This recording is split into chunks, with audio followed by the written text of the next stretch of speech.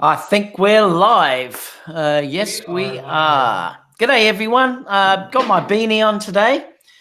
Got a little bit of a cold. I had a flu vaccine, I think, about a week ago, and I don't know whether I've got the snufflies from that. So, if I do sound a little bit snuffly, that's probably why. And I've even got a bit of Anticol in case if I start coughing. But I don't feel sick. But yeah, just got this runny nose. So I thought I'd put a beanie on. You definitely look cute. That looks adorable. I know. How cute do I look?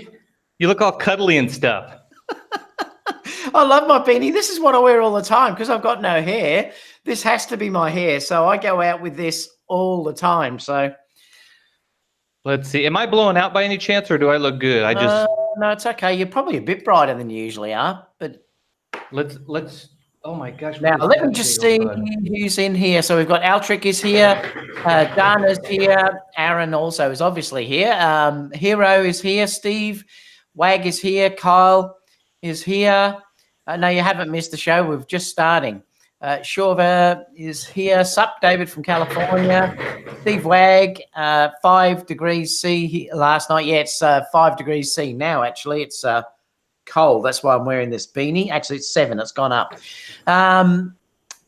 Ghoul, I think it is from Chicago. Roscoe is saying hi from Florida.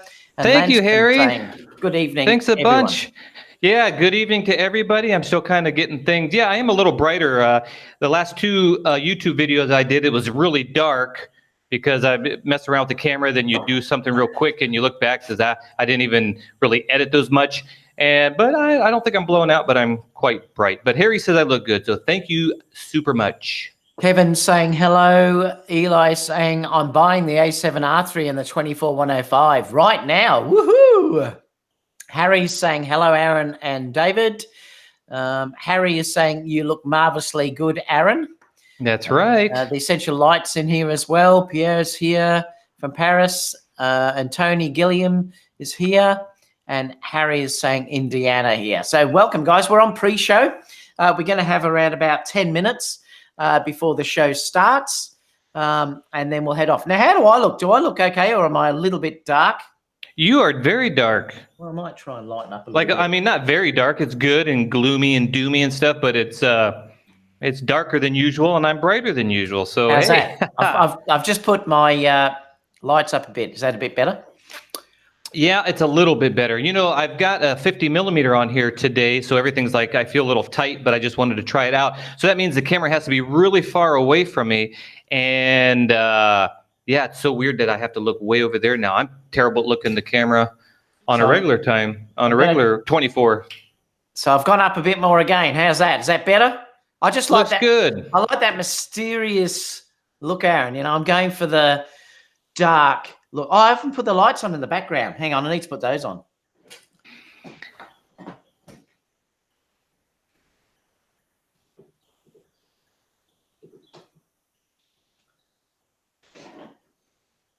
Cool. I didn't want to say nothing to switch cameras. I wanted to see David turn his lights on. Haha. That made all the difference.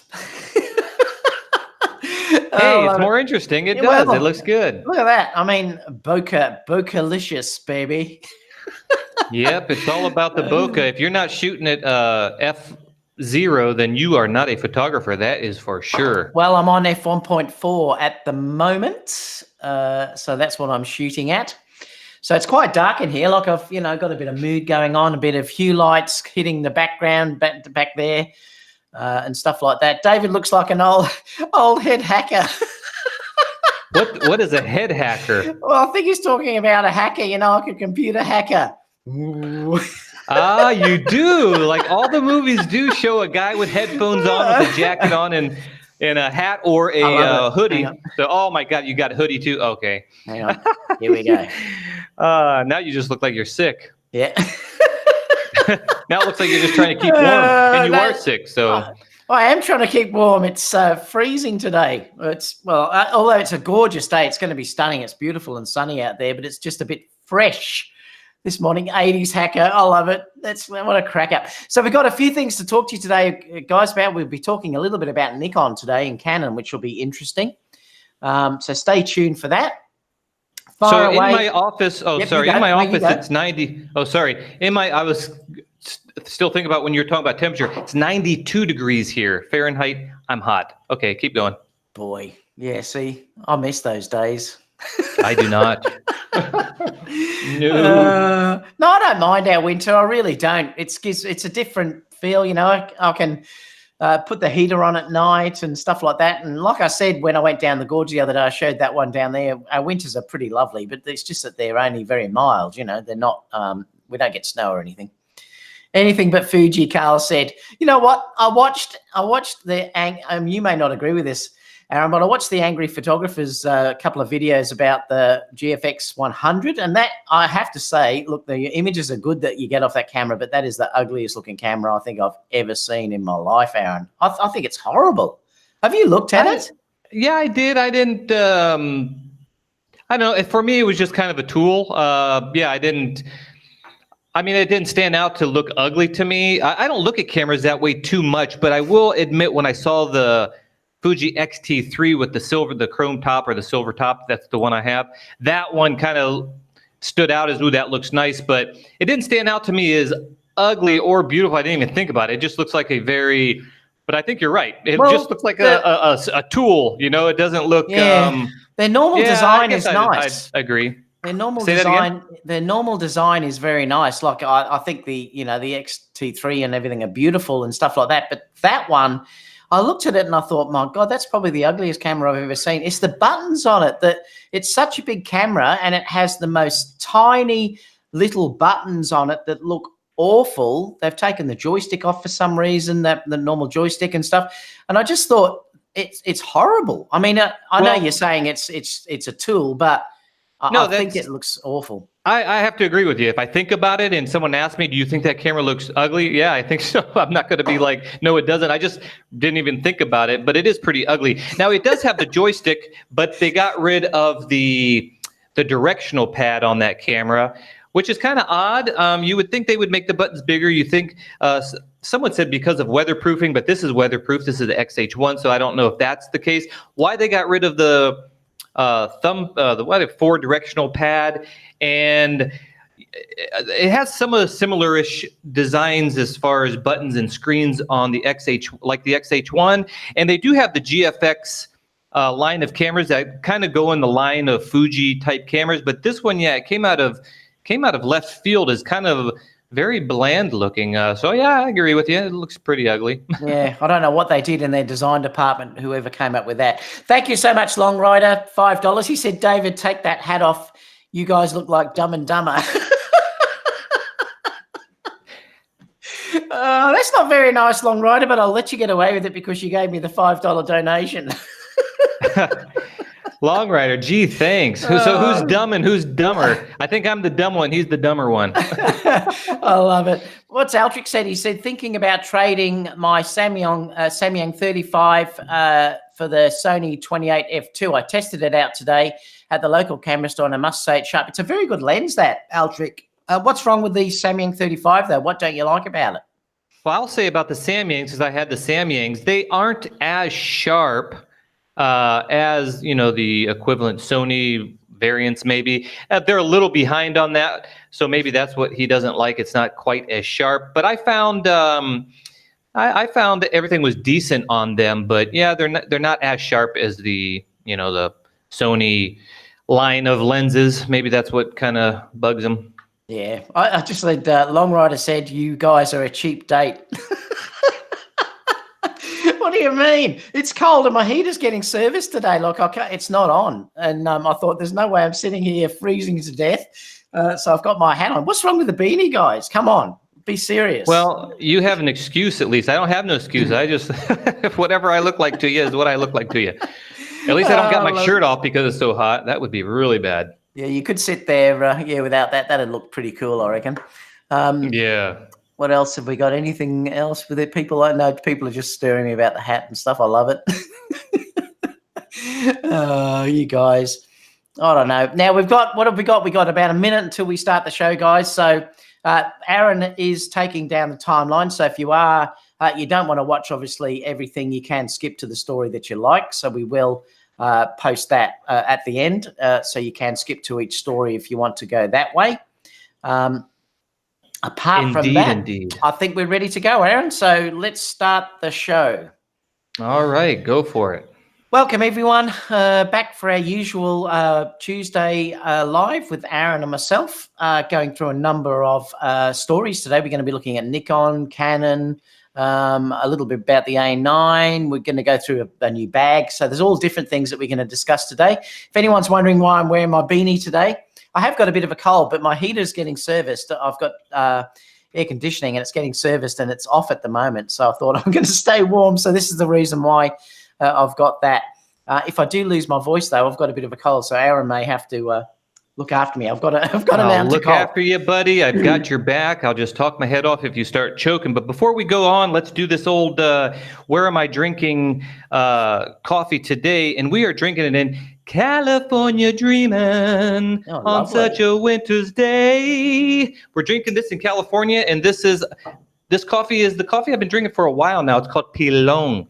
And me and my wife travel a lot. And we always pick up mugs where we go. So California is where we're going to be drinking this one. Lovely. Now, don't forget too, guys, if you, I'm going to have to start thinking about where meetups and all that stuff is going to happen for when I come over to the States with you guys in February.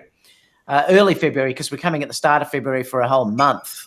So I will be trying to meet up with as many of you as I can while I'm over there. We are intending to obviously go to LA, but then also Vegas, and then we're going to go up to San Francisco. So I should have plenty of opportunities to meet as many of you. And even if we can, it'd be great if we could organize shoots and stuff. We can all go out together and do some shooting. So I'll keep reminding people about that. And as it gets a little bit closer, we'll try and organise stuff. I know Gerald has organised a girl he has photographed a number of times for when we're in Vegas and stuff like that. And I think also, cool. It is. Also, I think Photomiac, hopefully we're going to be able to organise something together as well. And hopefully you guys can all join us. Because I'm looking forward to getting out into the desert and stuff like that as well. But so stay tuned. It's all happening. Like I said, I'm going to be there for a whole month with you guys, so I'm really excited about it.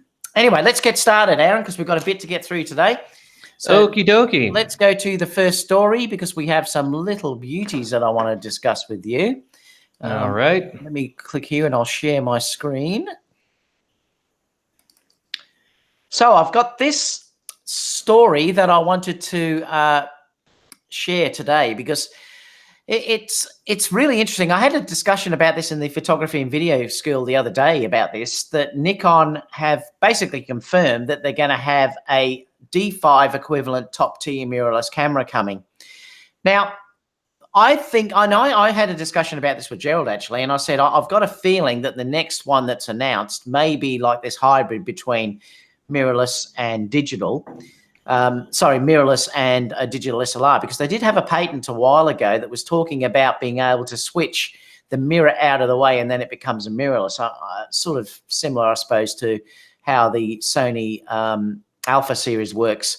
But it'd be interesting, but I think they may have changed tact and they're going to just produce this high-end mirrorless camera. Now, it makes complete sense to me, and I've got a feeling we may not see a D6 because of this. We might just see a high-end D5 or a Z9. They're saying that might be the number that comes out, and it makes total sense to me. And I really hope that Nikon do a great job with this. You know, I've heard rumors that it's going to have 3 cards in it, for instance, so they're going to certainly get away with having the 1 card slot like what they've got at present. I think they're going to have 2 high performing cards and then 1 lower performing cards, which is just your standard SD slot that I heard.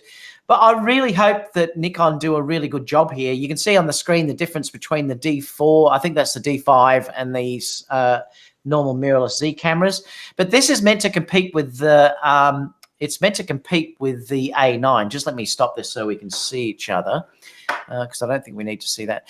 So it's meant to compete with the A9. So there's a couple of things that I'm wondering what's going to happen here, and I'll then ask your opinion, Aaron. But are they going to say, have Sony, or are they going to give the current A9 sensor to Nikon so that they can use that in their mirrorless cameras? Or are they going to do something like use Tower Jazz or something like that, or a Samsung sensor in this camera? So it's going to be interesting to see if they're saying it's going to compete with the A9, well, what processor is going to go in that for starters? And then what happens when, if Sony, and they will eventually bring out an A9 II that is way ahead again, where is Nikon going to fit in that regard? But at least Nikon are saying they're going to announce something now. They're going to push the mirrorless, and I think this is the best idea that they could do. And I really think they should start to think about moving over completely to mirrorless. And I think this may be a good thing, Aaron. What do you think? Yeah, you said it. I couldn't add anything more to that. I think it's going to be in their best interest to do so. And I think they have to kind of start getting into the mirrorless thing with a high-end camera, and hopefully that they learned with all the backlash they had from the Z cameras of whatever I don't know all the Nikon backlashing they had, if there was much at all or whatever, but hopefully they take all that, put it together into a really amazing, because I know they can do it just like Canon can do it. They just got to do it. And if it's in their budget to do that and all, I don't know all those logistics, but they really should do that, go that route, and I think it should be a big deal. That might be the camera where all the Nikon users that kind of want to leave, that might be the one that keeps them on Nikon. Well, and I think it's about time Nikon did this. Look, the two releases that they've put out at the moment are pretty good cameras. I mean, they are fairly good cameras, but they're just hindered by having the one card slot, not being able to put a battery grip in. I mean, releasing a camera like that you can't put a battery grip on is nuts. I mean, it is really stupid. And there's no way you can do it because there's no pins or anything in there. So, that was a really stupid move. Putting one card slot in was also a really silly move. So they've hurt themselves and their sales are really struggling. I mean, if you have to look at it, Nikon are really starting to struggle, and I discussed that in last week's Sony live show. So if they're going to do this, they have to do this really well. And I mean, this camera really has to kick goals. They can't do this half-hearted. It's got to be an amazing video camera as well as stills. It's got to have amazing performance. We know it'll probably have terrific autofocus, but they do have to step it up from what they've given us with the autofocus with the Z series, because the A9 is still more advanced in tracking and things like that, so that they do have work that they're going to do, and it's going to be interesting to see what they can produce. It really will. Well, we always talk about Nikon being in trouble with their sales. If this doesn't do good, then they'll really be in trouble, because people are probably thinking, well, okay, the Z cameras were their first mirrorless cameras, just like Sony had their first, and they came a long way and all that stuff. Yeah, if they don't do good on this one, then people will be really like, okay, they didn't learn anything from the first batch, which I'm sure they will.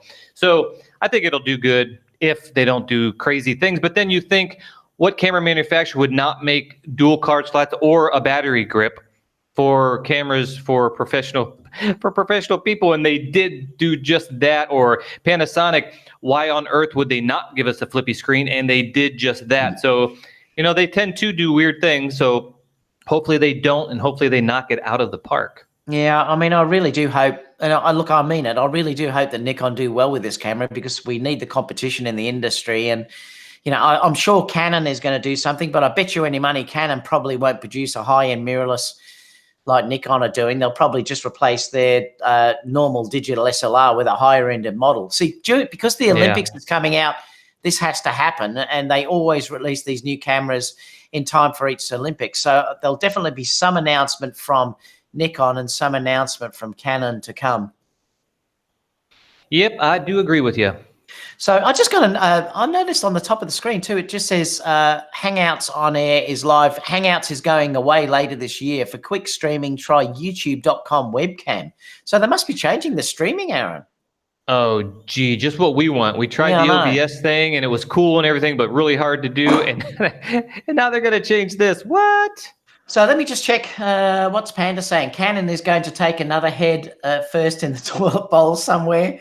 Nikon is going to destroy soon. Give them time, people. So you're saying Nikon is going to do well. Well, I hope it does do well. Hero says Nikon never makes logical decisions, so I would expect them to put 3 slots in. I can't remember where I read that. I read that somewhere, and I can't remember. I read it yesterday somewhere. And that was the thing. I thought, wow, that's interesting. The way I read it was that they had the 2 faster slots, and then it had a third slot, which could be just for quick sharing, like if you were just doing something that could go out to, say, Instagram or YouTube or Facebook or something like that. I think that's what I read.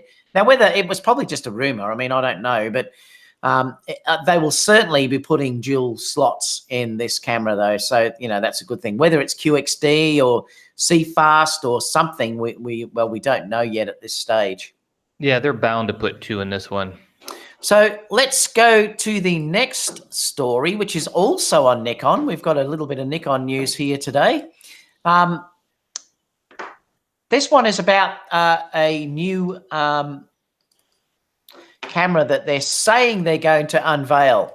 So this is interesting because they're now saying that they're going to put out a sub $1,000 mirrorless camera. Now there's no idea yet whether this is going to look like, something like an A6 500 or 400. We don't know yet, but they're saying that it costs as little as $900. They're saying it's going to be introduced in the 2019 fiscal year. The same interchangeable lens can be used, so it's going to be a Z-type mount they put in there as well. But I thought, wow, interesting. Nikon seemed to be reacting to what's happening in the marketplace. I think they've probably seen the writing here and they want to stop people switching. Because I believe that's true. This to me seems like it's a perfect example of they're worried about sales, because that's already been proven that the sales are really down on what they were in the previous year. So they're worried about that. So they're trying to bring out a higher ended model and also a lower ended model, like something like probably like the A6 500, which I think that's probably what this will be targeted at, even though it seems to be like it's going to be full frame, but a smaller type camera that's much cheaper to stop people that are in the lower end, say jumping to Canon or jumping into Sony. What do you think about that, Aaron? Do you think that's a smart move? Actually, it is. That makes a lot of sense that they would do that. And it does appear that they're looking at all these things. And that would be kind of cool, I think, if they were to make that rangefindery A6000-ish type of body, because then they would have a lower marketed camera with a different style and then have these different things. But I don't know, is there anybody, I used to shoot Nikon, but do they have that type of style? And if they don't do that, then they'll just, you said it's going to be full frame, so maybe they won't go with that body style, but at least that they're going to try to reach you think now so many people went with this A6000, the Sony A7 III, because it's full frame and the price. So that's probably just what they're trying to do. If you're with Nikon, it's going to give you less reasons to switch to anything else if they have these different price ranges. So I think they got to do something. I think they got to go for the gusto, or they're going to lose. Well, they look. Let's face it. They've got to compete with Fuji, who are doing really well. They have to compete with Sony, who are still selling. The A6000 series of cameras are still selling really well, and Fuji have still got their older cameras for sale as well that are probably still selling very, very well. So they need something in this entry level. I mean, Canon has the M50, which I don't really like, but they do have entry level cameras to get you this marketplace where Nikon really don't have that, I don't think. Exactly. No, I don't think so. I think they have to really do that. I think it's a good idea for them to go for this. They have to, because people, like I said, went with the Sony A7 III for that full frame, but then they got amazing lower cameras too. Same with Fuji. So Nikon's kind of out there with, spend a lot of money or don't. I mean, does anybody know what other Nikon is below these that are within the $900 range? I don't even know. Yeah, we can ask. People might be able to pop in the chat and tell us, but I don't think there's certainly nothing in the mirrorless side of things that has interchangeable lenses that's down in that area. Alex also said that the new Z lenses are really good, and yes, they are. Like the 2470 apparently is brilliant, and I suppose what you have to understand too is these are new lenses that have been announced by Nikon now, and also Canon. So there's a couple of ways of looking at this. And I've heard a few people, we're even going to look at a Canon mount issue a little bit later on, or a discussion. But there's one way of looking at this, is that these lenses are both newer lenses. The RF mount and the Z mount are very, very new lenses. If you look at how long, say, and I'll only talk about the Sony side of things, but if you look at how long the 2470 Sony lens has been out, I'm talking about the G Master, it's been out for a number of years now. So it actually is quite an old lens now in technology. Now, that's why I said, even I think it was in last week's live show, that I believe Sony will shortly update their existing G-mount lenses. And that's things like the 2470, the 70-200, the 85 1.4, all could do with having the new linear motors like they have in the 135. And I think that's probably what's going to happen. If you look at how Nikon and Canon have been updating their lenses to version 2, version 3 of their lenses, they don't stick with their lenses constantly, because those lenses can be improved over time. And I mean, I think, for instance, the Sony 2470 is only, I think it will out-resolve at about 36 megapixels. So that's quite low if you're dealing with the new sensors that may come out up to 100 megapixels. So, you know, there's certainly room for Sony now to upgrade their G Master lenses particularly. What do you think about Fuji, Aaron? How old are they? Yeah, no, Fuji's exactly the same. They've got some really old lenses, because when I first got into the Fuji system here just several months ago, I started looking them up, and there's like videos way back, like many years ago. I'm like, wow, they haven't updated these at all. Now, most of those are prime lenses, f1.4 or fast glass, and they kind of updated some of those to f2 versions, but it's kind of like, okay, now we've got newer versions, but they're f2. So they really got to update their lens lineup for sure, because most of those, everybody knows or says like, oh, Fuji lenses are really slow to focus. That's because they're old lenses that were mainly used for photography, because they just recently got into the video thing with the XH1 and the XT3. So they really got to completely make a new lineup, because it's just like, they're really old. They're still amazing. I mean, the quality is amazing.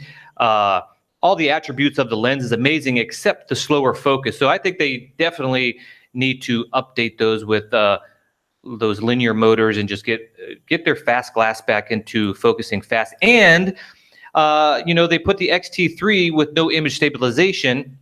Of course, they got the XH1 with it, but so many people like the XT3, and it's newer, so they need to also come out with more, I believe, prime lenses with image stabilization, if that's the route they want to take the XT series, let's say the XT4 without IBIS. And that's really one of the reasons why I got the XH1, is for image stabilization. I can, not only for video, but for, so I hear so many people say, you don't need IBIS in photography. It comes in real handy. I even shooting like at f2 on my 90 millimeter Fuji lens, I'm shooting at like 30th of a second.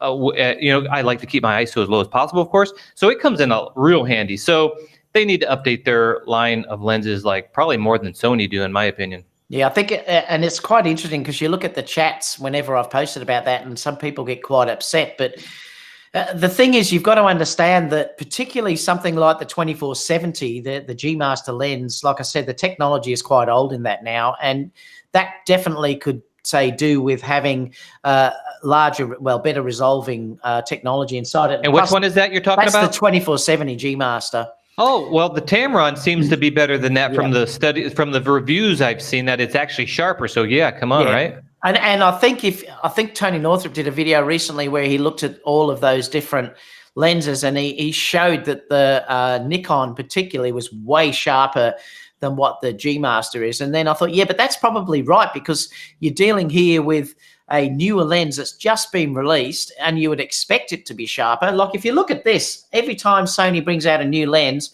this 135 is ridiculously sharp. I mean, crazily sharp. So they've now probably got to do that with their other lenses as well. Like I said, the 2470, the 70-200, the 85 1.4 is still a lovely lens, but it's a slow focusing lens if you compare it to the 85 1.8. So I think Sony will definitely end up doing version 2 of these lenses, and I think it won't be that long away.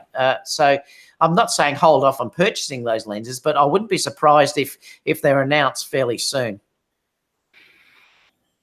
Yes, indeed. Let's have Yes, a look at the indeed. chat, because what are people saying down here?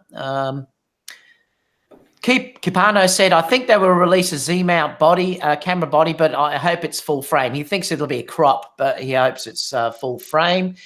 Pierre who says, knows? I own the Z 24-70mm. This is a really great lens, lightweight and very sharp. The autofocus is excellent. Yeah, I've had a look at it, and it's amazingly good. X Pro 3 with IBIS and 4K 60. That's the Fuji, the new Fuji camera that should be coming out. Hero said, until someone compete with Sony's AF, I don't care what Nikon or Canon releases. Well, hopefully, like I said, Hero, I hope they do compete, because we want Sony to be pushed. There's probably a reason why Sony haven't released anything yet. Lavelle says, David, are you watching the Cricket World Cup? Yes, I have been watching it. The Aussies are doing reasonably well. Gerald says, Langston and John, I will spearhead some of the locations. Happy to take suggestions from others for February with David. Thank you, Gerald. Alex says, I have a copy of the 24-70 and the 24-70G M, and I prefer the Canon. Yeah, a lot of people have said that the Canon is sharper. Well, like I said, the testing that I did, and look, I didn't do high-end testing like Tony Northrup and others have done, but the testing, every testing I've seen tends to show that the Tamron is sharper in the center than what the GM is, the 24-70. Now, it then gets down to whether you like the rendering of the bokeh or whether you want it to be sharper right to the edges. The G Master is definitely sharper to the edges. But does that mean the G Master can be improved? Yes, it does. I mean, I think there's heaps of room for them to improve that. Like I said, if you go to DxO, I think it is rated at only 36 megapixels. So it's already out resolved with the A7R3. Exactly. So, and if it's a G Master, they should, the Tamron shouldn't be able to at least beat that in the center, at least with a G Master lens, because you think you're going to get the best. So yeah, I think they should really update that. For sure. Hero said, Fuji caught my eye with that 200 f2, though. That looks amazing. Are you tempted to try that, Aaron? Oh, the 200 f2. No, I don't know what I would use that for. I have the 90 millimeter, which is what, 127 millimeter full frame equivalent. And that's just about as long as I care to have, because anything longer, it's just, I shoot a lot. I shoot a lot outdoors too, but it's just too long. I mean, I was shooting with 200 millimeters with my Panasonic cameras, and I just felt like I was so far away from the model that it was even hard to talk and like, no, and I'm like, forget it. So I'd run over there to tell her something. So for me, the 90 millimeter is as long as I need, but that lens does look really, really amazing. Well, what would that be? That, because I suppose if you take, what's the Fuji? That's 1.5 crop, is it? So it's going to be around 300, isn't it? So yeah. It's really long. It's just too long for me. Good for sports, I guess, but not for the type of photography that I do. Oreo says, I wonder if all the people talking about the 24-70 G Master down have actually ever had one in their hands and photographed with it, because my experience with the lens so far is nothing but amazing. And I agree with you, Oreo. It is a terrific lens, but it's certainly being beaten now by lenses like what the Nikon have produced and Canon have produced. Like I said, there's nothing wrong with that lens, and don't take it. I know you've just bought it, and it's going to serve you for years to come. But it is an older lens now in Sony's lineup, and it certainly could be improved. Like I said, it is out resolved at 36 megapixels. So there's things that they can improve with that lens now if they did a version 2, which is going to happen. I'm sure that Sony will do a version 2 of that lens. Well, someone got mad at me on my video because I mentioned how sharp the 16 to 55 millimeter Fuji lens is, and I was comparing it just like in a brief little sentence to the Sony 24 to 70, and I said it's sharper than that, and they said, oh, you never had it, how do you know, blah blah blah. And I said in there, I never had that lens, but I did have the Tamron, and I did look up the reviews of the Sony 24 to 70 versus the Tamron, and being that the people were saying that the Tamron was sharper and that I have the Tamron and that my Fujifilm 1655 is sharper than the Tamron, I came to the conclusion that it's sharper than the G Master. But I kind of agree with Oreo. If you don't have it, how do you know? But I've heard enough to know that it can be improved, like David said. But it doesn't matter. I mean, gosh, pixel peeping. We got to talk about pixel peeping one of these days. Sometimes it's just, you're never going to notice the difference if you're just looking at the photo the way it was composed. So Sony 24 to 70 is fine. It's going to do you good, Oreo. So yeah. Yep.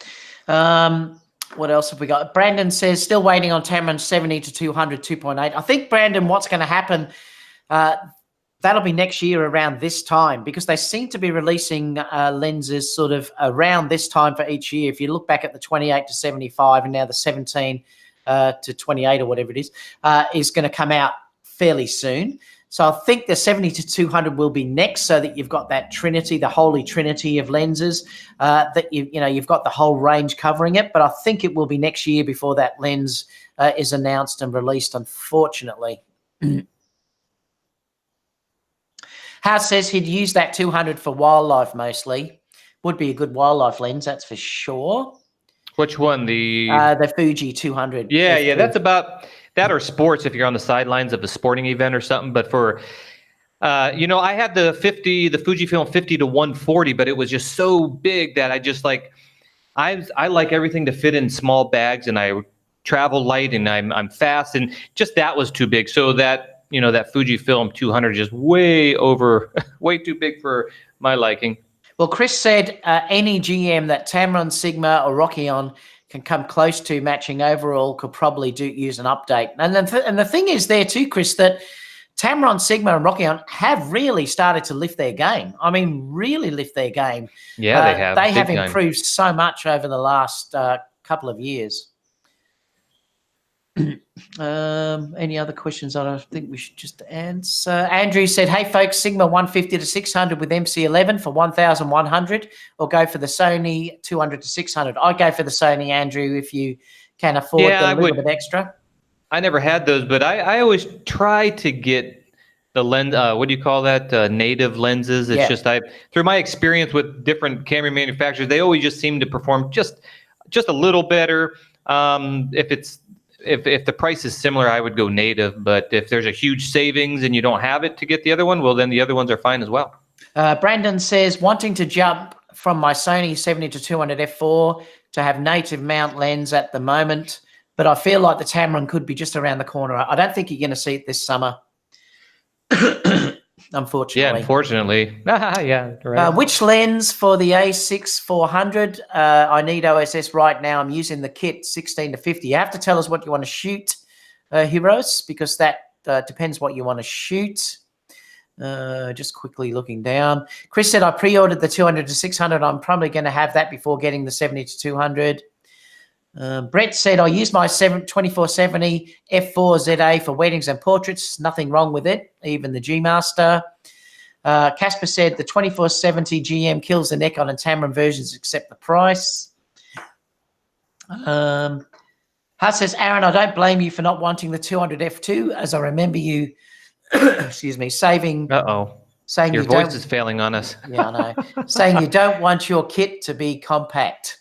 Oh, you wanted your kit to be compact. I want it. Yeah, that's just the way I roll. I like to be quick and fast and just light. And everybody knows I love the Peak Design bags, and whatever bag it is, that size of a bag is what I like to keep my gear in. And I don't use a whole bunch of lenses. So if whatever can fit in there is great. Long Rider said, I just dropped 6,000 yesterday at B&H. He got the 16 to 35 2.8 and the 100 to 400 and the 24 105. Ooh. Wow, that sounds exciting. Hero said, want to shoot my kids' video and picture. You might be better to get something like the 18 to 105, I think it was. That's a great all-around lens. It's a constant f4, great for the A6-400. Others can chime in as well. All right, let's go to the next one, which is a Canon story. Did you want to discuss this, Aaron, just to see if you can save my voice a little bit? Yeah, so what is this? This is let me put the time. I got to put the time on here. It's okay. So this is talking about the Canon why RF lenses can be better than EF lenses. It's discussing the new mount. Yeah, so the RF lenses, because this is kind of I've been reading a lot of people, discussing this and saying it's bogus and all these other type of things. But if you read this article, and like we always put these links in the description, it's the Canon made the 4.5 minute video. So it's not a long video if you want to watch this video and showing the technology. Now, it does make a whole lot of sense to me that I don't think I'm going to read all this, but basically, here's a little. Oh, can you scroll down a little bit, David? Yep. Sorry, I was scrolling. It's not on mine. Right there. Did you want to share it from your side No, so you can? No, that's good. That's good. You see on the left is the RF lenses, and the one on the right is the conventional lenses. I don't know. It looks better. They're also saying that it's stops the chromatic aberration because it's closer and the light waves, the way they hit.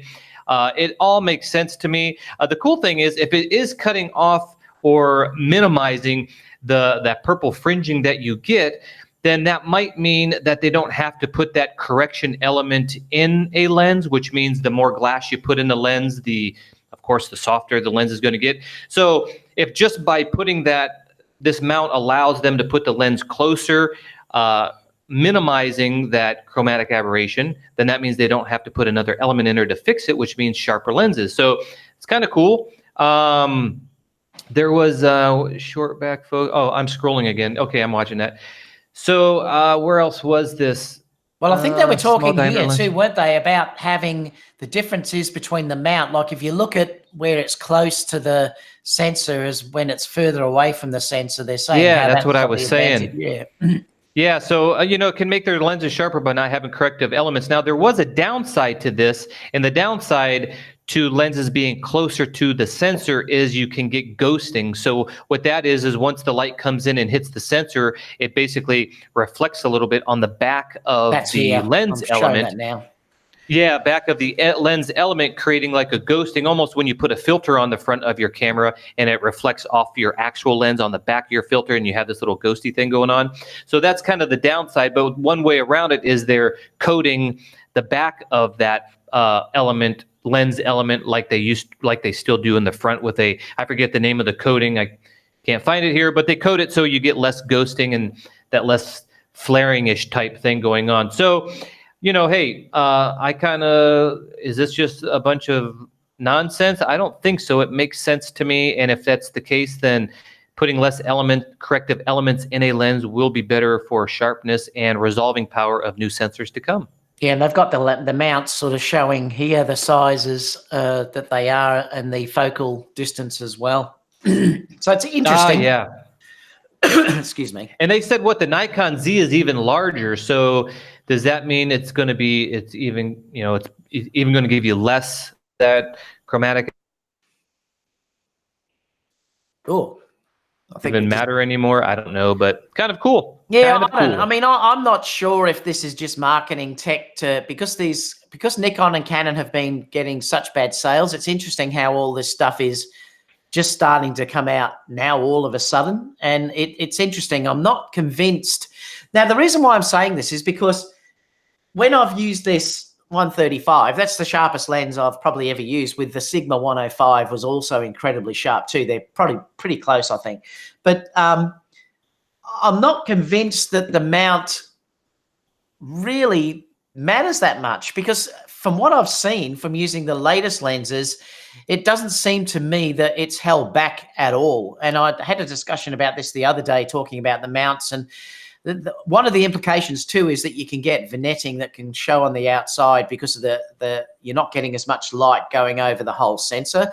So I fully understand that, but with today's dynamic range, it's so easy to correct for vignetting that it's really no longer an issue anymore. So I'm not sure that this is just marketing stuff that's thrown out, that they're now trying to push everything to say Sony is at the wrong end and the Fuji's at the wrong end and their mount size, and Canon and Nikon have got it right by making this really big lens. So I don't know whether it's just marketing or not.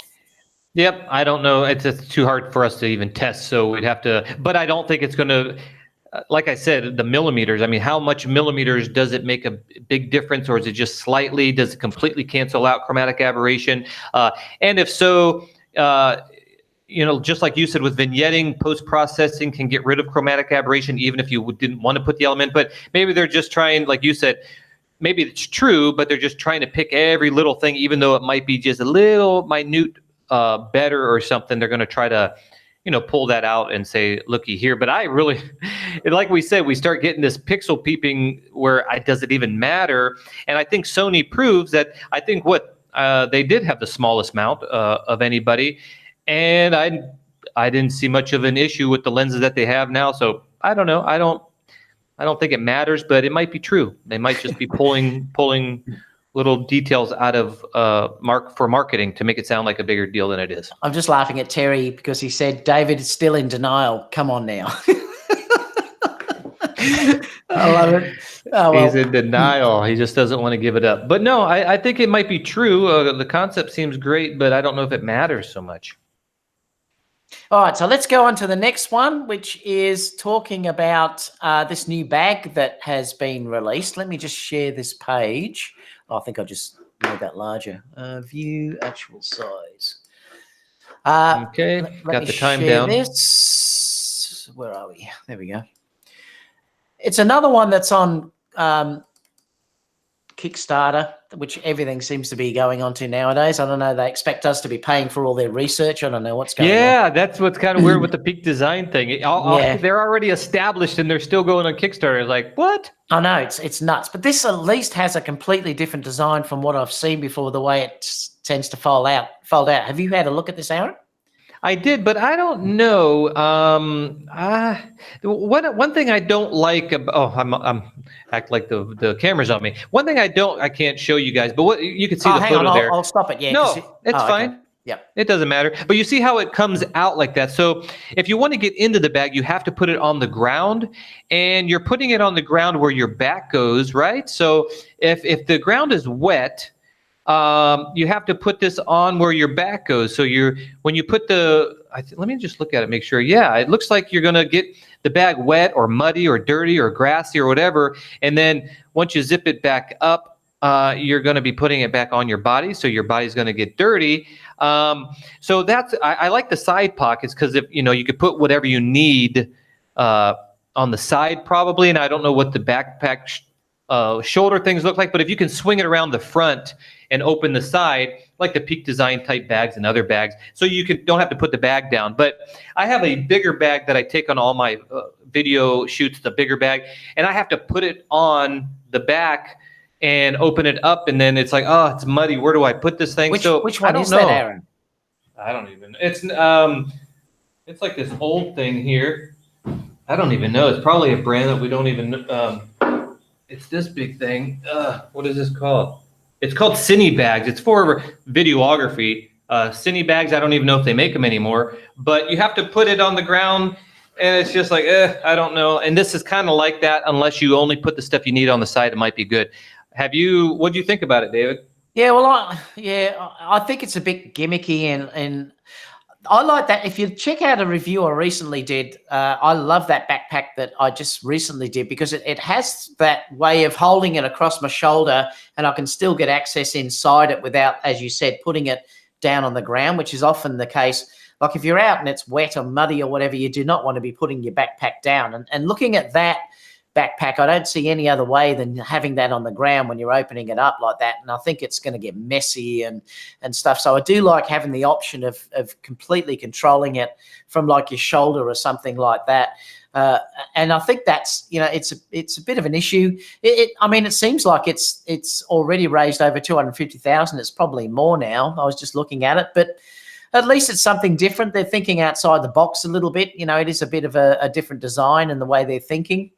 Well, I think it's good to get your gear to somewhere, if you, like a lot of times when we do video production, we have a thing called the staging zone where you take all your equipment and you put it in a staging zone because you don't want to film in places and have to move all the equipment out. So, or photography shoots or whatever, to get your gear to a certain place, I think it would be good for traveling.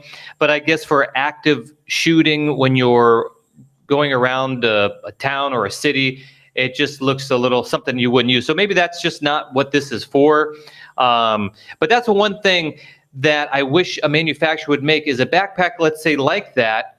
And I know Peak Designs has some like cubes. They kind of mentioned a cube on here, that you have it like a traditional backpack so you can get to the place where you're going. Then when you get in your hotel room, you can unzip it and then take out a sling or something else that's a little more friendly to, so you don't have to put your bag down, if that makes any sense. But it just seems like I have to have this backpack or that backpack, and they don't make some modular system of a sling inside of a backpack.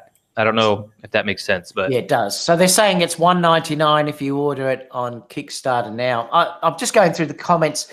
Haas has also said, "Hey Aaron, can we get some videos of other Fuji cameras in future videos?" Well, I only have the XT3 and the XH1. Did he say other Fuji cameras? Yeah. Nah, I only have those two.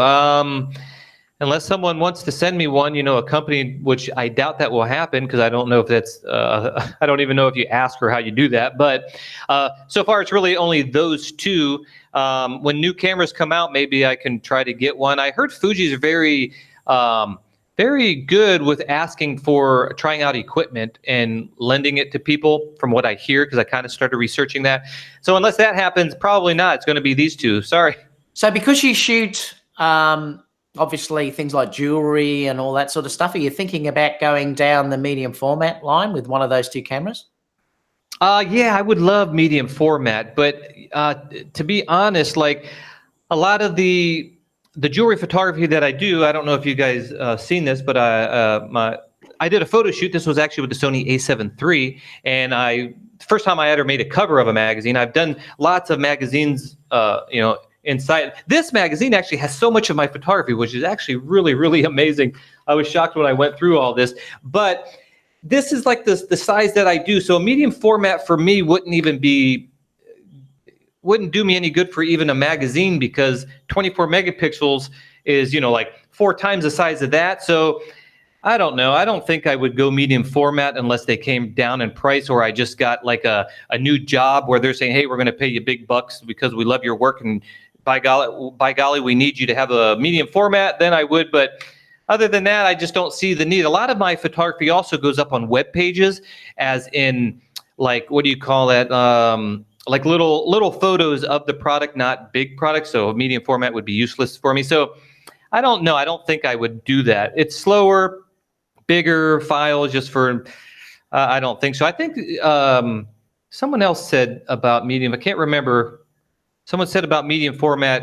How big are those files on the GFX 100? They're 100 megapixels. Yeah, on like that one, yeah. That would just be crazy. It's just out of my realm. So nope. So what have we got? People saying, Brandon says he loves the f-stop style backpacks with the hip strap, keeps it up, and you can still get access to equipment for hiking. I think that's one of the good things that you have to look for. Terry says, I have the giant low pro backpacks. They cost a small fortune, but they are good for years of service. See, most of my camera bags that I use are the Think Tank bags, and they are honestly the best bags I've ever used because they're built like tanks and they just last forever. And I've got 4 of those roller ones, which I absolutely adore. Do they make any like I don't know what you call it? Oh, yeah. Photography, Yeah, whatever. Yeah, they do. They make cool. backpacks and little bags and everything. So they cover the whole range, Think Tank, even belts with stuff you hang off on the belts and stuff. So they have an awful lot of stuff. See, now that would be cool to make one of those roller type bags, because I travel a lot. To make that a modular thing, well, you might be able to just fit a sling inside there or something. But if they could just make something where you get your luggage there into the room, you unzip it, and you pull out the sling type bag, that would be kind of cool. Because I do like those rollers; they look really nice. I saw your reviews on them. You did a review on it, right? Yeah, and they're really good. And one of the ones that, or 2 of the ones that I've got, the rollers actually have backpacks built into the back. So, you can unzip it. Cool. But I never use it because they're too heavy. So you just roll it anyways. Yeah, so I roll it anyway. But if you're going to go over certain terrain, like I watched that one video, you were all by yourself skipping across some stones in a like in that you can't roll it across that. So naturally it would be nice to have the backpack feature on those. So pretty cool. Oreo said the last thing when I need when I'm photographing a wedding is for the hasty pace is to have a bag that opens from the sides. Instant disaster because everything's going to roll out, obviously. Yeah, I started with the Peak Design specifically for weddings, and because I'm predominantly a prime shooter, I couldn't find anything that could zip with one hand, open up, and switch a lens out and put it in the empty spot and put my camera in there, zip it up if I wanted to. So yeah, I tried those other backpacks. I had to put them on the ground. It was a disaster. So I'm definitely a fan of top sling style top opening type bags, or you don't have to put them down and they zip up and don't fall out. Gerald said, and this is interesting because I'd love to know in the comments box down below, because I'm not going to discuss this much here because that's not what this show is. We may be able to discuss it a little bit more on Friday's show or Thursday's show for you guys, Aaron. He said, do you guys have time to address focusing issues with third-party lenses after the A7 III, A7R III latest update? Discussed in our group, I talked to Sony Pro Support. Because, like I said, this isn't the place to do this because this is more open here, Gerald, but we certainly remind me and bring it up on Friday again. We can see if there's any issues. But let me know in the comment box down below if people are having issues with using third-party lenses. I've only got the Tamron, and I can only talk from my experience that and also the Sigma 16, that I'm not having any issues at all, none. So I'm not certain what's going on, and it seems to be certain people are having issues with focusing with certain lenses, whether it's that those lenses have to have their firmware updates done due to the fact that the Sony cameras have had recent firmware updates, like the A9 has and the A7R III and the A7 III has. So that may be the issue, that the firmware on those third-party lenses has to catch up, because I've mostly got native lenses and I haven't seen any focusing issues at all. And like I said, my Tamron is just focusing as good as what I've ever noticed it, and better, in fact, with the A9. So I'm not sure what's going on, Gerald. But, yeah, certainly let us know down in the comment box down below later if you are having any issues with that. And we'll try and bring it up again on Friday's show. You'll have to remind me, though, Gerald. Brett said timber bags are good as well. The one that you can swing around your waist and open the back without putting the bag on the ground. Chris said, why don't you become a Fuji ambassador for Fuji? Well, I'm sure if they asked him, Aaron would love that, and I wouldn't blame him. That'd be fantastic company to work for. Dana said, is your head cold? Yeah, I've got a cold and my heater's not working. They're being serviced today. That's why I've got the beanie on, Dana. FX Note said, what is the crop factor on medium format? I can't remember because it's been years since I used one. Someone in the chat may be able to let us know. Eli says, can you please make me feel better, David? I've spent too much money. Well, I can't make you feel better because I'm always in trouble myself. Yeah, that's for sure. Chris said, and David should become a Sony ambassador. Well, they certainly haven't asked me. Casper said, they never will because of the new Fuji channel he has.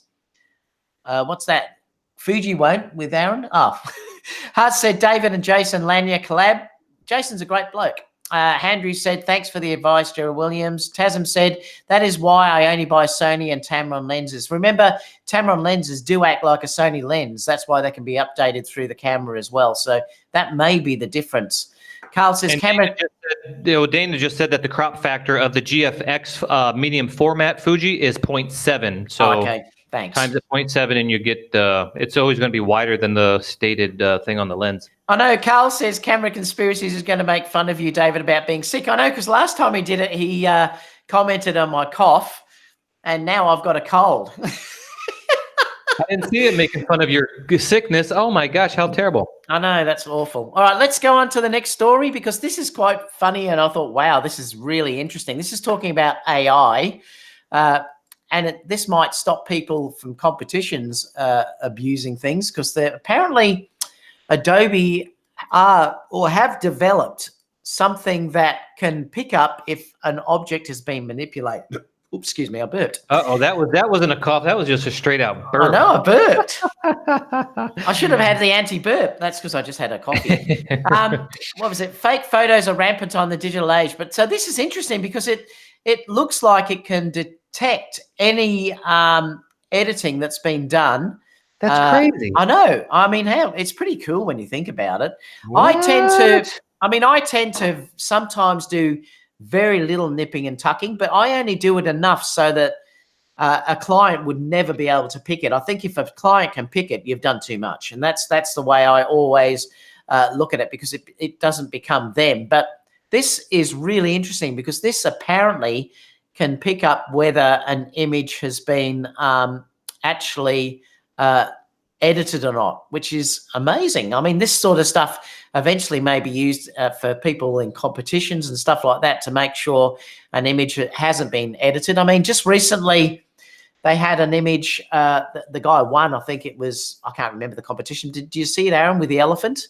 But he'd edited parts of the ear of the elephant out, and he got disqualified. I didn't see the images, but I read about it. I don't think they showed images because as I was reading an article, they said, I wish someone would show the image. So yeah, they did. I saw it. Yeah, it was his ear. It was the ear. I read about it. The ear, because that was a famous elephant, and they had pictures of this elephant before with the certain cutouts that had happened in its ear. And the picture he put on, those ears were perfect. So he well, the thing is, people were commenting like, why in the heck would he do such a stupid thing to fix such a minor thing that didn't mean anything to anybody to get disqualified or whatever the thing was going on. So yeah, it's kind of strange, but I don't know what else would this be used for. Yeah, I'm not sure, but it's just interesting. I thought I'd share it. I meant to say too, ILL before gave us a donation too. It was $1.99, which said, I want the A7 Mark IV now. Aaron, you're sexy. Hey, you know I am. I mean, geez, you're not the only one that says that. Let me do... long run. Oh, I have to talk to... See, you know one thing about this Hangouts, what I don't like is... There's a lot of stuff I want to do and say and whatever, but then the camera switches and we can't control that. So sometimes I want to do something goofy and it's like, well, then I'm going to cut him off and the camera's not on. So yeah, maybe that new YouTube thing will be a little better and we can take a little more control of the switching. But thanks for that, man. What's saying here? Gerald said, there is a longer answer that I got from Sony in the discussion in our group. Too much to post here. Sony was very helpful in explaining it all and made sense. They offered solutions. Oh, okay. Let us know what those solutions are for the people in here too, Gerald. Perhaps put it as a comment underneath this video once we've finished, and then others can read it. That might be great. Long Rider said, a lot of people in the photography sales biz say Tamron is making Sony zooms for them. Well, remember, Tamron is part owned by Sony, so that's why Sony have given Tamron the ability to update their lenses in camera, unlike Sigma, and where you have to use like that docking station that's around there. So there is an advantage to that, and that's because Sony own part of Tamron. So there you go. Thanks about the crop factor, Dana. That's good. I'm glad that you shared that. Chris said, I usually only try to edit things that are temporary, pimples or bags. If someone has had a late night, etc. If anything is permanent part of the subject, yeah, you're saying leave it. I often will edit an image, but I'm very subtle in what I do. Very subtle. Like I said, if you can pick it, you've gone too far, and that's the way I look at it. I'm certainly not going to slim people down and stuff like that, though. But I might nip and tuck occasionally here and there, just to basically, if out of the corner, if there's a t-shirt that's sort of sitting out with lumps and stuff, I'll push that in. Things like that. I was just going to say that a lot of times I do clothing or fabric or something, like if I shoot someone with the wedding dress and it's just there's one little like fold in it, like we didn't see it while we're shooting it, then yeah, I'll kind of pull it out or tuck it in a little bit just to make it look a little more pleasing to the eye, I guess. Jean just asked too, David or Aaron, have you tried the tri-lens lens holder? No, I haven't heard about that. Have you heard of that, Aaron? The tri-lens holder. Oh, yeah, I know what you mean. Is it the thing that goes on your belt where you can attach different for prime lenses? So when you're or zooms, I guess, but usually prime. I'm thinking that's what he's talking about. It's like a little spiral with 3 lens attachments. So if you need a lens, you just grab it from your belt, you put it on, and you put the other one back on, and you spin it around. You can grab the excuse me, you can grab the other one. I did see those. There's a couple different manufacturers out there. If that's what you're talking about, I've never tried that. But when I went to a sling style bag, open top, I like the idea of my lenses being inside, because when they're outside like that, I've seen one guy like hanging it from a strap. It's like, yeah, right. Yeah, that's it. So it's a really cool idea, except I didn't want my lenses to be out in the elements, and I roll all over the ground when I do photography. I'm getting angles everywhere or jumping up on walls or whatever, and the lenses would just get beat all to heck like that. So I kind of like just sticking with the sling style bag, so my lenses are more protected inside the bag while I'm running around and doing things. But if you're in a wedding, maybe it might be good, but it's still, I'm on the ground and I just didn't want those being on my side. So never tried it Yeah. though. Yeah, I haven't either. I don't think it'd be something that I'd want to do. All right, let's show your image. Do you want to show yours first, Aaron? Okay, I'll show my photo right here. I gotta share this. Share. And am I sharing it? Yes, you are. It's lovely. Oh, you are screen sharing. Okay, so in this photo here, this was down in Old San Juan, Puerto Rico. We love to go down there. As you can see, it has cobblestone roads. The roads are actually blue. I had someone comment on this photo and says, why did you turn the stones blue? It looks so fake. Well, they were blue. That's what they look like. They're blue. They're blue stones. And so if you see that blue, that is actual blue stones. Beautiful place. Great architecture and just character to these places. And what we like to do is we like to always do our best to match. I'm almost plan all my photo shoots, almost all of them. Sometimes on a whim, we'll just do whatever. But as you can see, the walls here are blue, and I knew there was an alley here that was blue, so we had my model, which is my wife here, wear blue for this photo shoot.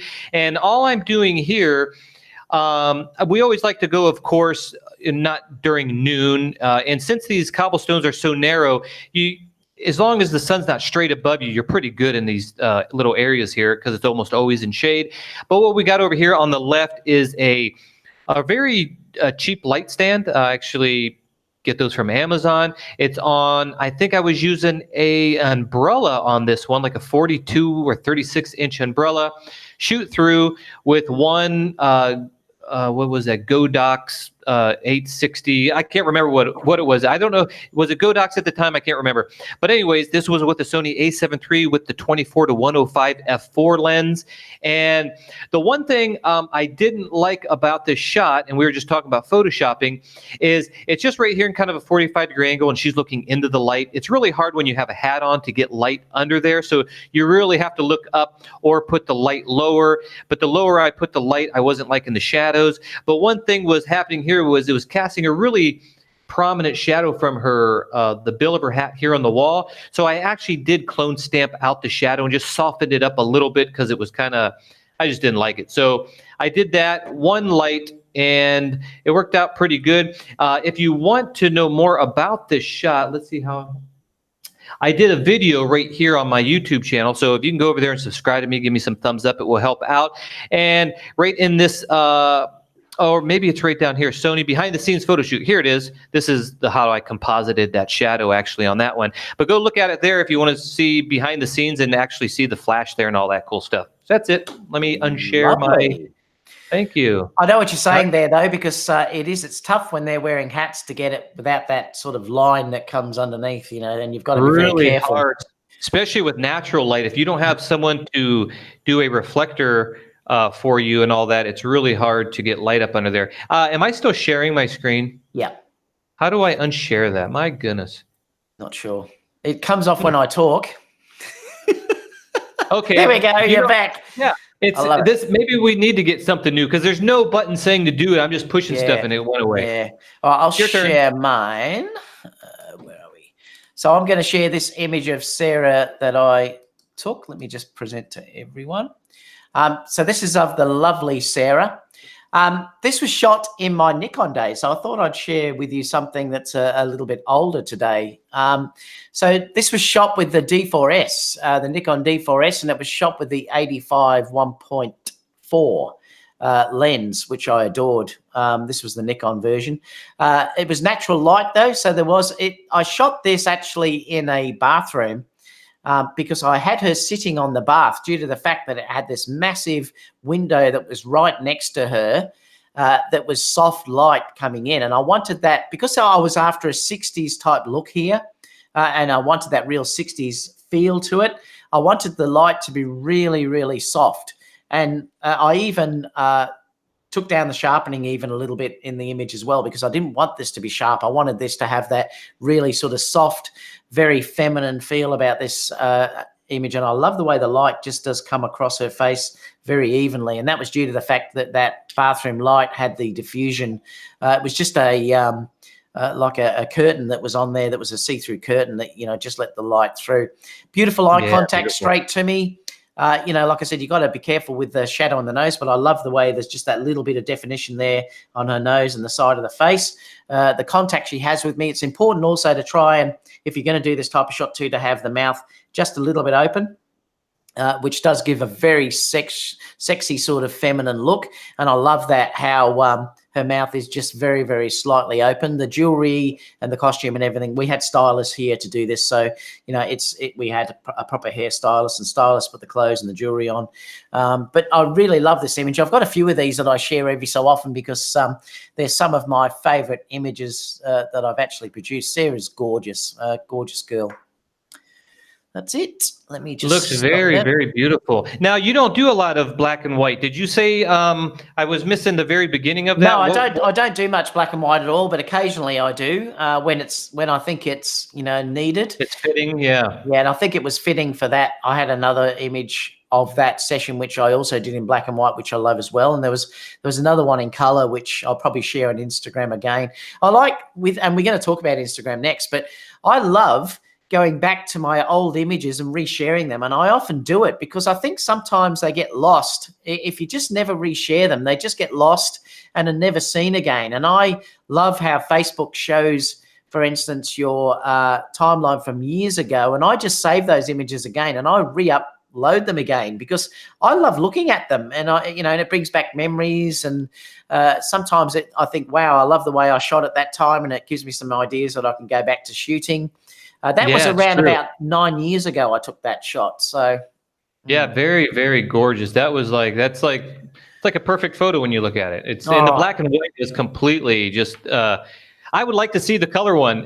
Maybe you could put the color and the black and white together just to see how the feeling is, because the feeling on that one is really, really good. All right, so let's go to the last story. Let me just share this one. This is talking about social media, and it's interesting because it's talking about this story, and we'll put all these stories underneath so you can have a look at them. But this is talking about, has social media turned photography into a contest with no closing date? And what it's talking about is that nowadays, what it's saying is that we have this compulsion to constantly share all the time. And it's a really interesting story to read it when you look at it. And I think this might be one of the reasons why Instagram is trialing that new feature where they're going to stop showing likes. And I believe they're doing that now in Canada. But, it's probably true because I also get the feeling like, gee, if I haven't shared today, I feel like I'm missing out on something. And does that take away creativity? Because it's saying, that people are just doing repeat. It's affecting the art that's there. And things like that. And I thought it was an interesting story. Like I said, I'm not going to read the whole thing, but because I'll put the article down below. But I'd love to know your opinion about this. And Aaron, do you get that compulsion, like, you have to share and your social media sort of has to be constantly updated due to the way we all live now? I don't know. Like, I haven't put stuff up in a while. On YouTube, I do feel like I have to keep going. But as far as social media, I'm not. I don't know. I'm kind of. I don't have the need to do it. But I definitely love social media for the fact that I can share my work, because when I. Anytime we do work, this is the funny thing, is because most people today, they want to take a photo and they want to share it. I do. I love to share my work, and I love when people like it and enjoy it and all that stuff. But when I was in a small town, what the name was that? Hallstatt. It's a small town, and I can't remember where we were, but it's a small town. And I was taking a photography of this like iconic angle of this little small town. And there was a photographer there setting up. I started talking to him and all that stuff. And apparently he just travels all around the world taking photos and all that. And I said, oh, give me your Instagram, because I always share Instagram with people because I like to meet people and talk to them later and like their page and all that stuff. But he doesn't even have it. He doesn't even share none of his work. And I just thought that was so strange. Like, he's out in the middle of all these different places taking beautiful photos, and he doesn't even care to share it. How weird. But I think that's just the day we live in, is we just feel the need that we have to share it. And I do have the need. I want to share my stuff. I mean, I'm on YouTube, for crying out loud. I'm got an Instagram account. Do I feel like I have to? Only on YouTube I do, because it's one of those things you want to keep going. But I don't necessarily feel like I have to or feel weird about. Maybe I do it often enough where I never felt like that. But for me, I don't have that need. Now, there is that funny thing where you said somewhere, I can't find it. It said, were they saying in the article that so many people are posting stuff and everybody starts just doing the same thing? Yeah. So it's like the same. That can be very true. And just on our last show, I was saying how I'm a little bored of watching YouTube videos, and I do the same thing of setting up a camera and doing behind the scenes of a photo shoot. It's like, I don't know. Some YouTubers, and I don't know off the top of my head their name, but they'll really put some coolness to it where it's almost like a vlog, but not very boring. They do it in just the right way where it's like, ooh, where are they going now? But just the camera there. Hey, everybody, here I am doing a photo shoot. Here's my model. It's just kind of gotten bored to me, and everybody's just doing the same format. So I kind of get what they're talking about, where art kind of molds together into the same type of thing. And I'm a product of that as well. So I can kind of see their outtake on it. What do you think about that? Do you think everybody's kind of copying and kind of making the same type thing, or do you still think there's a huge difference in everybody's photography?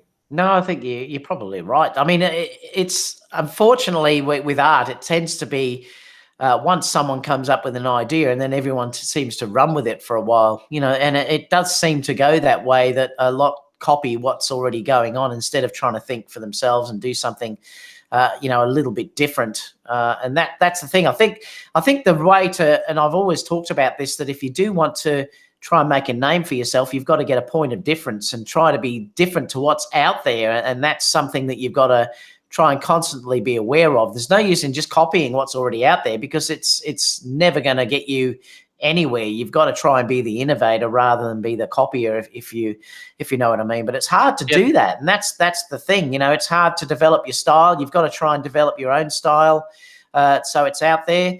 I mean, it's and it can, and I completely understand what you're saying. You do get a little bit bored sometime watching the same things over. That's why I always get bored when Sony release gear and they have the same video that's posted 30 times on the net with the same people. I just wish Sony sometimes would release lenses or cameras to people like me, for instance, and then say, go out and shoot it without all of that stuff being exactly the same. And then everyone would see something different, because it's just like when you saw the 200 to 600 recently, that everything that's out there looks exactly the same. And I watch one of them and then I can't be bothered to watch anymore, because they're all exactly the same. They've all got the same model. They're all in the same location. They're all talking about the same thing without any point of difference. And in fact, I often like to wait for the real reviewers to get the gear so that we get a real idea and a different look of what's out there. And that's why I said sometimes these mega Sony meetups that they do for new gear is not the best way, I don't believe, of having stuff to be enjoyable to watch. Yeah, I completely agree. That was actually where I was talking about, was Hallstatt, Austria. My wife just told me it was in Austria, which is a beautiful place. If you want to do, I did a whole photo. You can go to my website and see the whole photo shoot from there. But yeah, I agree with you. It's just it's hard to be different, and it's all throughout history when that one person comes out with something different, but people have to kind of like it as well. Then everybody starts copying that, and I feel that YouTube is one of the big ones where someone actually commented in one of my videos, like, can you please take the Christmas lights down? Why is everybody has Christmas lights? Well, I had it up because I was doing focus pulsing test with Fuji. And once he said that, I completely understood what he said. And when we first started behind the photo, I was doing the blue and the red. I'm like, you know what? I'm out of here. I'm not going to do that. Because everybody just starts copying everything. And it just, for me, it gets a little annoying. So there's this one guy, he doesn't have many subscribers. He does magazine shoots all the time. I forget his name. I actually started talking to him because maybe we could do something with him once, but he's got like a style about himself. He's got his car and his Jeep fits his style, and his photography fits his style. And it's a very deserty type look. It's not maybe completely new, but it's definitely different than everybody else. And he uses a lot of film grain on his photos, which everybody poo-poos the idea of clean images and noise and all that. He actually adds to it. And it's just, those are one of those people. He actually sings too, which is amazing. But it's one of those real artists that he doesn't even care about like social media. He's kind of throws stuff up there, but he's not out there to try to get everybody to look at him. And it's those type of people that, you got to look at and go, wow, that's like really amazing and different. And I feel like everybody's just kind of doing the same thing. Of course, I've got background blur today. Usually I don't. I like more things in focus. Me and David have just started shooting with wider angle lenses because we kind of doing a little different thing. We didn't talk about it. We just happened to be doing that. So yeah, you got to kind of try to do something different, color grade a little different. Everybody's street photography now that I see, not everybody's, but a lot of street photography is this, they're using like 85 millimeter f1.8 type full frame equivalent or whatever. And so everything's blurry except the subject, and it's real dark, and it's just like, everybody's doing that now. So it's hard to be different, but if you can be different and people like it, you can go a really long way until you start getting ripped off. But then people are like, oh, that's like so-and-so. Then you kind of make a name for yourself. All right, so let's go to Q&A just for a few minutes, just so we can talk about that. Brandon has got a question. He said, which would be the best to shoot to overpower the sun, the Godox 8400 or the 8600? Would like to get a strobe for portraits, environments, and environmental portraits. It just depends how much power you need, Brandon. Obviously, the 8600 is going to give you more power if you need to overpower the sun, but the 8400 is probably also acceptable as well, but it's a lighter, sort of smaller gear to carry around. I think a perfect combo could be, say, the 400 and 600 together. I think you need, look, if you're really going to overpower a very, very contrasty, bright, sunny day, I often use my 500 watt strobes, and I'll use 2 of them. Depends on the aperture that you want to use as well. So it all comes down to what your aperture is going to be, what your shutter speed is going to be, to let that ambient be overpowered by the flash. So if you can, the AD600 will give you more power, but the AD400 as well will do it, but you're going to have to get closer to the subject, obviously. If you need to step back a little bit more to show the environment, you're probably better off to get the AD600. I had a question for people. When I'm shooting, I've never found the need, out of all the years I've been doing photography, I've never found the need to use, I don't know why, never found to use anything more powerful than your typical speed light. I don't know if it's just I'm just avoiding those scenarios and shifting, the around or waiting for the right time. Leave some, in the comment what you guys think. Are you guys finding that you need more than a speed light? I can't show the photo now. You're dropping out a bit too, Aaron, which is interesting. Good on it. Yeah, but there's a reason why I used to do that. I don't know what was happening there, and it's just dropping out a bit. But the thing is, I used to do it because it was trendy at the time. Everyone wanted to do high-speed sync. And now I look at it and I often go, oh, I don't like it, because the problem is it tends to have a bit of a weird look about it, because it doesn't look like what your eye would normally see. And that's the problem, because it looks unnatural. And that's the issue with using high-speed sync, because your eye, when you do it, tries to see the background and then your subject. You can see that the subject is not as lit as what the background is. So it can tend to look a little bit fake. Also, it can give a cast as well, which is what you've got to be careful about as well. It doesn't look real in color too. I sometimes do it if I need to, like if I'm out with a bride or something like that, and there's say this beautiful building or something in the background that I want to use, and the ambient light is going to be a problem, like we're shooting at midday. That's probably where I'll start to use high-speed sync and overpower the sun. But generally, I don't like to use it now. I'll put them deliberately in shade or somewhere where I don't have to use that high-speed sync, which can be, like I said, it can be a bit fake. And I think to be honest, I think it's starting to look a bit dated now as well. Well, yeah, we just talked about on one of your last photos you showed of that redhead model that you had in an archway, and there was natural sunlight coming in and shining on the wall. And I forget if you did you do that natural light? No, it was just a normal strobe. It was the Profoto A1X, so it's a normal strobe. Oh, can you hear me? Because I'm like you're skipping around. Yeah, I don't know what's going. Yes, I can. Yeah, I can hear you. Yeah, it was the normal. It was the normal Profoto A1X, so the small speed light that I have with natural light. Oh, that's my internet going out. Am I still on? Yep, you're still on, Aaron. It started blinking red. So it's natural light. And what I was saying, like when you do compositing and special effects, like I do in short films and stuff like that, when you put a CG object in the scene, you want to match the lighting perfectly so it looks like it was real, like it was there. And when we do that light, like you're talking about, there it is. When we do a flash and light the model up perfectly, it completely doesn't fit the scene. So it's basically doing the opposite of what you do in CGI compositing work, and it just looks weird because it just doesn't look natural. Now, if that's what you like and you like the HDR type look, that's fine. It looks cool, but it just doesn't flow with the scene. So maybe I don't need those powerful speed lights just because I never try to get that type of look. Although I've done it before, of course, but yeah, I just wanted to know. Yeah, so Langston said it's sunny in California. I lived in California for 18 years, so yeah, it can be dead bright over there. But that's just my take on it. I just never felt the need to use it. I guess I'm just not using bright backgrounds, and with the dynamic range, you can just pop a little bit of light, I guess, and raise the shadows. I just don't find the need for powerful flash, but. The thing is, like Langston was saying, that it's bright in California. Well, we're the same here. It's very, very sunny in Australia, incredibly sunny here in Australia. But I deliberately won't try and use high-speed sync unless I really have to.